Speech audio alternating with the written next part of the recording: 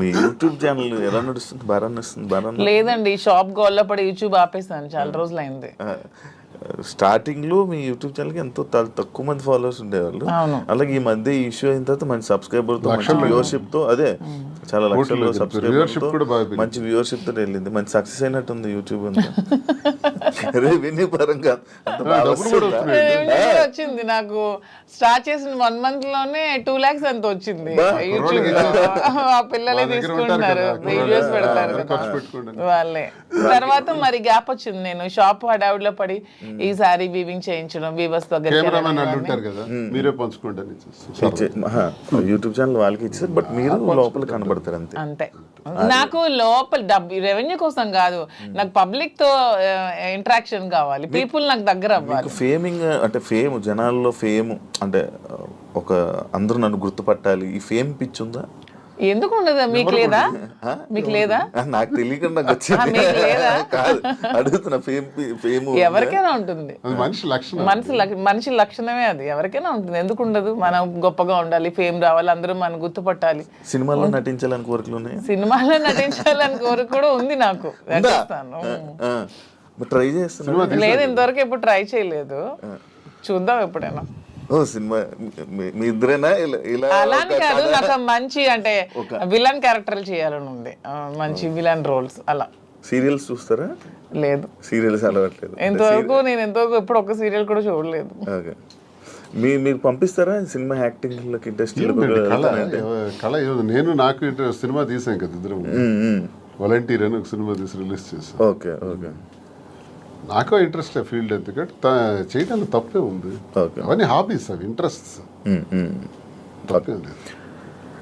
Sir ఇది ఈ బొట్టు ఎందుకు సార్ ఇలా పెడతారు? ఇంత ఇది అమ్మవారి బొట్టు. ఓకే, అంటే మిమ్మల్ని ఎప్పుడు ఫ్రేమ్ లో చూసినా బొట్టు అలా ఉంటూనే ఉంటది. అసలు నాకు తెలిసి హిందూ సాంప్రదాయ ప్రకారం ప్రతి ఒక్కరు కూడా బొట్టు పెట్టుకోవాలి, అది అబ్బాయిలైనా అమ్మాయిలు కానీ. మీ మధ్యన ట్రెండ్ ఫాలో అవుతూ మీరు పెట్టుకోరు. శ్రీనివాస్ గారు సాంప్రదాయం పాటిస్తూ పెట్టుకుంటారు. యాక్చువల్ గా మధుర మీనాక్షి అమ్మవారు బొట్టు ఎప్పుడు తెచ్చుకొని పెట్టుకుంటారు. అదే ఉంటాయి సూట్ కేసులో కానీ, కారులో కానీ, ఎక్కడైనా బాక్సులు ఉంటాయి. ఎక్కడైనా సరే అది పెట్టే బయటకు వస్తాయి. ఇంక ఇంట్లో ఉన్నామన్నా జస్ట్ ఉంటుంది లైట్ గా. ఈ బిజినెస్ పెడుతున్నారు, అంత బాగుంది. మళ్ళీ పొలిటికల్ ఎంట్రీ ఏమైనా ఉందా? పొలిటికల్ గా వెళ్తారు? మళ్ళీ పొలిటికల్ ఎంట్రీ ఏంటి? మేము పాలిటిక్స్ లోనే ఉన్నాం, మళ్ళీ ఎంట్రీ ఏంటి? అదే, this is just short break అంతే. ఇప్పుడు నెక్స్ట్ మళ్ళీ శ్రీనివాస్ గారి fire, Madhuri fire, double fire తో వెళ్తాం పాలిటిక్స్ లోకి. జస్ట్ చిన్న బ్రేక్ తీసుకున్నాం అంతే. ఈ బ్రేక్ లో ఏమైనా దూరం అయిపోతారేమో? దేనికి దూరం అయిపోతాం? ఎవరికైనా మేము ప్రజలకు దగ్గరగా ఉన్నాం, ఎవరు మమ్మల్ని ప్రజల నుంచి దూరం చేయలేరు కదా. శ్రీనివాస్ గారు మాస్ బేస్డ్ లీడర్, తను మ్యాన్ ఆఫ్ మాసెస్ అన్నట్టు. తన క్యాడర్ తో గానీ ఎవరితో గానీ సంబంధాలు ఉండవు, తనకి డైరెక్ట్ పీపుల్ తో సంబంధం. ఎప్పుడైనా డైలాగులు చెప్పారా? మాస్ డైలాగులు మీకు ఎప్పుడైనా? గోల్డ్ అని ఒకసారి ఒక డైలాగ్ చెప్పండి. గోల్డ్ అని డైలాగులు, బోల్డ్ అని స్పీచ్లు, బోల్డ్ అని క్లాసెస్, అవన్నీ ఎప్పుడు అవుతూనే ఉంటాయి శ్రీనివాస్ గారి నుంచి. He's completely mass based leader. Duvvada Srinivas అంటే మరి మీకు తెలుసో లేదో కానీ అది శ్రీకాకుళం మీకు కూడా తెలియాలి. అప్పటి నుంచే బాంబుల్ శ్రీని అనేవాళ్ళు దువ్వాడ శ్రీనివాస్ కి. ఒక రౌడీ, ఒక మాస్ లీడర్, పీపుల్ దగ్గరగా ఉంటాడు, ప్రజల కోసం ఎన్నో పోరాటాలు చేశాడు. ఈవెన్ షూటెడ్ సైట్ ఆర్డర్స్ వచ్చాయి అతని మీద, కాల్పులు కూడా ఎదురెళ్లారు. అలా పోరాట యోధుడు అతను. అతన్ని ఎవరు బీట్అవుట్ చేసి రాజకీయాల నుంచి తప్పించే ఇది కూడా ఎవరికి ఉండదు. అవన్నీ జస్ట్ ఇది చిన్న బ్రేక్ తీసుకున్నాను. మాక్సిమం శ్రీనివాస్ గారిలో నాకు ఈ వ్యక్తిత్వం ఇష్టం అని చెప్తాను కదా. హీఈస్ వెరీ హానెస్ట్ అండి. ఎప్పుడు కూడా నాకు తెలిసి ఇంతవరకు నేను ఈ 5 years నేను రాజకీయాలు ఉన్నప్పుడు ఎంతో మంది వచ్చి అతని దగ్గర మేము ఇస్తాం, ఎంత డబ్బులు ఇస్తాం, మాకు ఇది చేయండి, మాకు ఇది ఇస్తాం, ఈ ట్రాన్స్ఫర్ చేయండి అన్నప్పుడు ఏ రోజు కూడా 1 రూపీ కూడా ఎవరి దగ్గర కూడా ఆశించని వ్యక్తి ఎవరైనా ఉన్నారంటే పాలిటిక్స్ లో దువ్వాడ శ్రీనివాస్ ఒక్కలే. ఈవెన్ కాకరాపల్లి అప్పుడు థర్మల్ పవర్ ప్లాంట్ ఉద్యమంలో కూడా తనకు 20 crores తెచ్చి ఆఫర్ ఇచ్చారు కంపెనీ వాళ్ళు. అది తృణోపాయంగా కాదనుకున్నారు. ఆ టైంలో తీసుకుని ఉంటే ఎలక్షన్లో అప్పుడే గెలిచేవాళ్ళు. అతను అవతల పార్టీ వాళ్ళు తీసుకున్నారు, ఆ చిన్నాడు వాళ్ళు గెలిచారు. ఆ టైంలో 1 రూపీ కూడా లేకుండా ఎలక్షన్ లో పార్టిసిపేట్ చేస్తారు. కానీ ఏ రోజు కూడా లంచాలకి ఎప్పుడు కూడా తను తలొగ్గలేదు. దానికి అతీతంగానే పనిచేశారు. చాలా హానెస్ట్ గా ఉండి ఎప్పుడు అబద్ధాలు చెప్పరు, స్ట్రైట్ ఫార్వర్డ్. ఎవరు ఏదైనా ప్రత్యర్థుల మీద విరుచుకు పడతారు, చాలా ఫ్రాంక్ గా ఉంటారు. తన నమ్ముకున్న నాయకుడి కోసం ఎంతవరకైనా వెళ్తారు. జగన్మోహన్ రెడ్డి అంటే అతనికి చాలా ఇష్టం, దైవ సమానులుగా భావిస్తారు. అతని కోసం మానవ బాంబులా కూడా ఉంటారు. అంటే అతని కోసం జగన్మోహన్ రెడ్డి కోసం అటాక్ అంటే వెళ్ళి ఎదురుగా నిలబడమన్నా నిలబడతారు. నమ్ముకున్న వ్యక్తి కోసం ప్రాణం ఇచ్చే టైప్. సో ఇంత మంచి క్వాలిటీస్ ఎవరిలో ఉంటే ఎవరైనా ఇష్టపడతారు. ఒక పాయింట్ మధ్యలో శ్రీని గారు అబద్ధాలు ఆడరండి, అస్సలు ఆడరు. మీరు ఎప్పుడు అబద్ధం ఆడలేదు మీ వైఫ్ వాణి గారి దగ్గర కానీ అక్కడ? నేను అబద్ధం ఎప్పుడు దేనికి ఆడాలి? అన్ని ఫెయిర్ గానే ఉంటాను నేను. ఓకే, ఆ ఫెయిర్ ఇప్పుడు ఈ విషయాన్ని ఫెయిర్ గా ఉండడం వల్లే ఎక్కువ గొడవలు అయ్యి అర్థం చేసుకోవాలి అతన్ని. ఓకే, సరే సో అదే మా ధైర్యం. ఇప్పుడు అవినీతి తిన్నట్టు అవినీతి అక్రమాలు భూదందాలు అధికార దుర్వినియోగం చేస్తే ఇప్పుడు కూటమి ప్రభుత్వంకి బెస్ట్ ఛాన్స్ నా మీద అవన్నీ తీయొచ్చు, లోపల ఇయ్యొచ్చు. నేను ఇంత టార్గెట్ చేసి మాట్లాడదాను కదా. ఇంతమంది నాయకుల మీద ఎన్ని ఉంటాయి కానీ ఇతని మీద ఏం ఉండవు, క్లీన్ చిట్ తో ఉంటారు. జరగటానికి వీళ్ళు నేను చేయను, అదే నా ధైర్యం. మీరు అదే ఇందాక మర్చిపోయాను, మీరు ఏం డైలాగ్ ఎప్పుడైనా చెప్పారా మాధురి గారికి? ఏమైనా ప్రపోజ్ చేసినప్పుడు కానీ లేకపోతే అప్పుడప్పుడు ఏమైనా చెప్తా ఉంటారు? న్యాచురల్ గా ఉంటది తప్ప డైలాగ్స్ ఇవన్నీ కావు. తనకి ఆ రకంగా నాలో ఉన్న క్వాలిటీస్ నచ్చిండొచ్చు, ఆమెలో ఉన్నటువంటి ప్రేమతత్వం నాకు నచ్చింది. అదే కదా నేను కోల్పోయాను, ఆమె దగ్గర అదే పొందాను. నా కోసం పాపం అన్యాయం అయిపోయింది, ఒంటరి అయిపోయింది, కన్నవారి అత్తవారి దగ్గర మాట పడింది, సమాజంలో చాలా మంది ఏకాకిం చేసేసినారు. ఈ పరిస్థితుల్లో ఏం చేయాలి? నా పిల్లలు బాగానే ఉన్నారు, నా భార్య అందరూ బాగానే ఉన్నారు, ఆస్తులు రాసేసాను. సో వదిలేద్దామా? మా కోసం త్యాగం చేసిన అమ్మాయికి మేమే రాజకీయాల్లో తీసుకొచ్చి విడిచిపెట్టేస్తే ఒకవేళ ఏదైనా జరిగితే మనసు చిన్నది చేసుకుంటే ఆ పాపం మాకు చుట్టదా? మరి అలా ఉండేటువంటి అమ్మాయికి భరోసాగా నేను నిలబడ్డాను. నిలబడి నేను త్యాగం నేను నిలబడటం గొప్పతనం కాదు, నాలాంటి వాడి కోసం ఆమె నిలబడటం గొప్పతనం.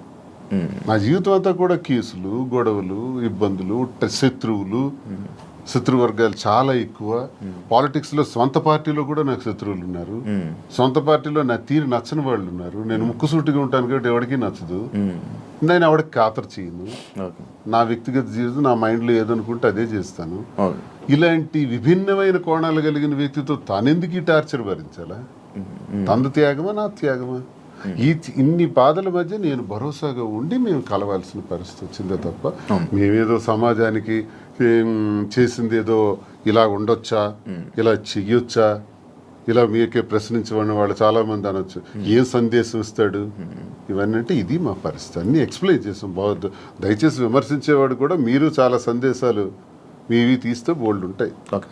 ఇప్పుడు మీ ఇద్దరు పిల్లల్ని, మీ ముగ్గురు పిల్లల్ని మేమే చూసుకుంటాం అది అన్నారు కానీ వాళ్ళు యాక్సెప్ట్ చేస్తారా? మీ దగ్గర మా ధర్మం చేస్తున్నారా? మా ధర్మం మాది. ఇప్పుడు చేసినా చేయకపోయినా వాళ్ళ పిల్లలు ఆల్రెడీ సెటిల్డ్ అండి. ఒక అమ్మాయి, ఇద్దరు అమ్మాయిలు డాక్టర్లు అయిపోయారు. ఒక అమ్మాయికి ఆల్రెడీ మ్యారేజ్ చేస్తారు, ఇంకో అమ్మాయికి మ్యారేజ్ ఉంది. అది కూడా వాణి గారు డబ్బులు అడిగారు, అది కూడా తను ఒప్పుకున్నారు. మ్యారేజ్ చేయడానికి మేము ఫైనాన్షియల్ గా ఇస్తామని చెప్పి అది కూడా ఒప్పుకున్నారు. దాని కూడా నాకు ఏ విధమైన ప్రాబ్లం కూడా లేదు. ఇప్పుడు అందరూ అనుకుంటూ ఉంటారు మాధురి నాశనం చేసింది, మాధురి ఇచ్చేసింది, అది చేసిందని. ఇక్కడ నాశనం అయిపోయింది, కోల్పోయింది ఎవరు? నేను, నా పిల్లలు. ఈ హోల్ చాప్టర్ లో నేను ఇంతవరకు ఎప్పుడు ఎవరి దగ్గర అనలేదు కానీ మీ ఐ డ్రీమ్, నా పిల్లలు కోల్పోయారు కదా లైఫ్ ని. నా పిల్లలు అనాథలు అయిపోలేదా? నా పిల్లలు సమాజంలో ప్రాబ్లమ్స్ ఎదుర్కోరా? Vani already 58 years old, 60 years women. తనకి అన్ని సెటిల్ అయిపోయింది, ఫైనాన్షియల్ గా వెల్ సెటిల్డ్ అయిపోయింది. పిల్లలిద్దరిని పెళ్లిళ్ళు చేసుకుంది, పిల్లలిద్దరు డాక్టర్లు అయిపోయారు. నా పిల్లలు ఇంకా చిన్న 5 years 7 years పిల్లలే.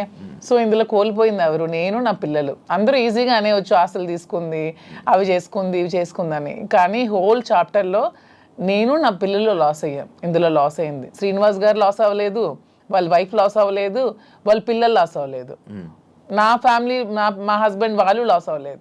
దీంట్లో నేను, నా పిల్లలు కోల్పోయాం మా జీవితాన్ని. సో ఇది ఎవరు ఏ విధంగా కామెంట్స్ చేసుకోవచ్చు, కానీ నేను ఓపెన్ గా చెప్పాలంటే నా పిల్లలు లాస్ అయ్యారు. సో ఆ పిల్లలు నేను చాలా జాగ్రత్తగా తీసుకుంటూ వాళ్ళు ఉన్నతంగా చదివించుకుంటూ వాళ్ళు ఉన్నతమైన స్థానంలో పెట్టాలన్న ఆలోచనతోనే నేను ఇవన్నీ కష్టపడుతూ చేస్తున్నాను. దీన్ని ఎవరు ఏ విధంగా తీసుకున్నా ఐ డోంట్ కేర్. ఆయన పరువు లాస్ అయ్యారు అని అంటే ఎవరు?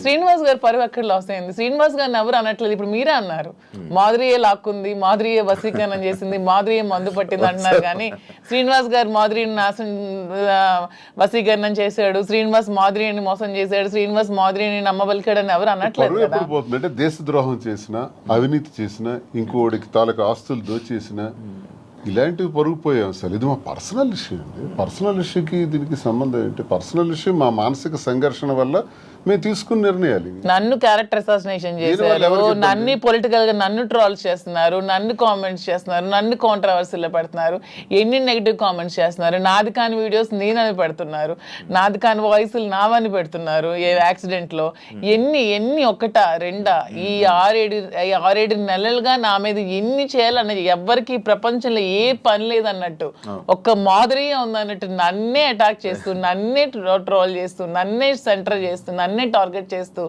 ఎంత చేయాలో అంత చేస్తున్నారు.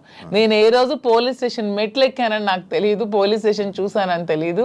ఈ పొలిటికల్ లైఫ్ లోకి వచ్చాక, శ్రీనివాస్ గారి లైఫ్ లోకి వచ్చాక స్టేషన్లకు తీసుకెళ్లి కూర్చోబెట్టారు, ఎన్ని పెట్టారు. సో అన్ని కోల్పోయింది నేను, నా పిల్లలు లాస్ అయ్యాం దీంట్లో. వాణి అది చెప్పొచ్చు ఇంటర్వ్యూల ముందుకు వచ్చి, ఏం కోల్పోయిందో చెప్పమానండి.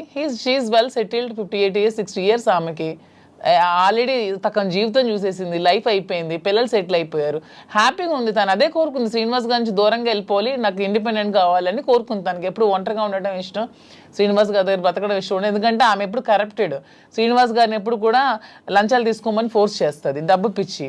ఇతనికి నచ్చదు, అక్కడే మొదలయ్యేది వీళ్ళిద్దరికి గొడవ. ఇతను ఎప్పుడు ఫోర్స్ చేసేది, డబ్బులు తీసుకోండి అని. శ్రీనివాస్ గారు ఎప్పుడు అలాంటివి చేయరు.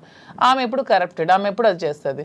శ్రీనివాస్ గారికి ప్రజా జీవితంలో ఉండడం ఇష్టం, ఆమెకి శ్రీనివాస్ గారిని ప్రజలను దూరం చేసి ఆ పదవుల్ని వాణి పొందడం ఇష్టం. ఇవన్నీ కుదరకాలు విడిపోయి ఆమె సెటిల్ అయింది, హ్యాపీగా డైవర్స్ కావాలని. సో ఇక్కడ కోల్పోయింది నేను, నా పిల్లలు మాత్రమే. ఇప్పుడు మీ పిల్లలు మీ దగ్గర ఉన్నారా? నా దగ్గర ఉన్నారు, మీతోనే ఉంటున్నారు.